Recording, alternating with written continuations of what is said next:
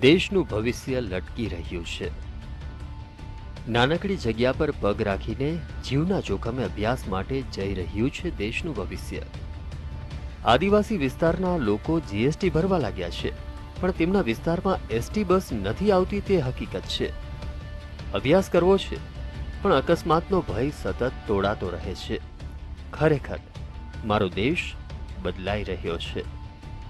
ગુજરાતના વિકાસની ગુલબાંગો આખા દેશમાં પોકારવામાં આવે છે, પરંતુ આજ ગુજરાતના આદિવાસી વિસ્તારમાં આવો તો વિકાસનો ઢોલ બોદો વાગવા લાગે, કારણ કે કદાચ અહીંના વિદ્યાર્થીઓ શું ભણવાના છે તેવું માનીને તેમના માટે નથી કરાઈ સ્કૂલ બસની વ્યવસ્થા કે નથી કરાઈ એસટી બસની વ્યવસ્થા, પરંતુ અહીંના વિદ્યાર્થીઓ અને સ્થાનિક લોકોને વિશ્વાસ છે કે આ બાળકો પણ બનાવી શકે છે દેશનું ભવિષ્ય।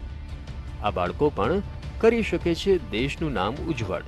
ઉદયપુર જિલ્લો આદિવાસી જિલ્લો તો જાહેર કર્યો, પણ સાથે સાથે ગુજરાતના આદિવાસી વિસ્તારને દત્તક તરીકે મુખ્યમંત્રીએ ધ્યાન આપવાની જરૂર છે।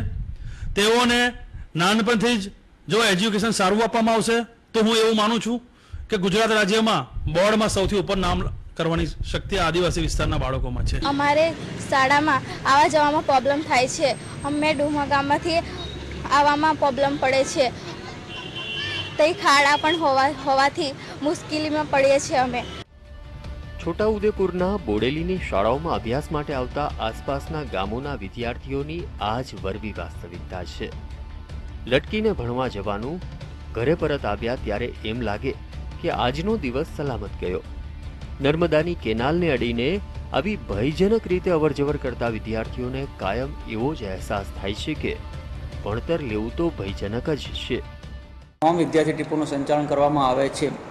સ્થાનિક કક્ષાની સ્કૂલોમાંથી પણ રજૂઆત મળે તો હવે તેની પણ અમે ચકાસણી કરી સ્કૂલ સમયમાં સામાન્ય ફેરફાર કરવા જેવો હોય તો ફેરફાર કરી, સમયમાં સુધારો કરવા જેવો હોય તો સુધારો કરીને પણ અમે સંચાલન ચલાવીએ છીએ। એસટી વિભાગ તપાસની વાતો કરે છે, પરંતુ હકીકતમાં કોઈ કાર્ય થતું નથી। થોડા દિવસ એસટી બસો આવે છે, ત્યારબાદ અનિયમિત થાય છે અને ધીરે ધીરે રૂટ જ બંધ કરી દેવાય છે। આદિવાસી લોકો રજૂઆત કરે, અવાજ ઉઠાવે તો તેનો અવાજ સાંભળે કોણ? રફીક ડણીવાલા, જીએસટીવી, બોડેલી।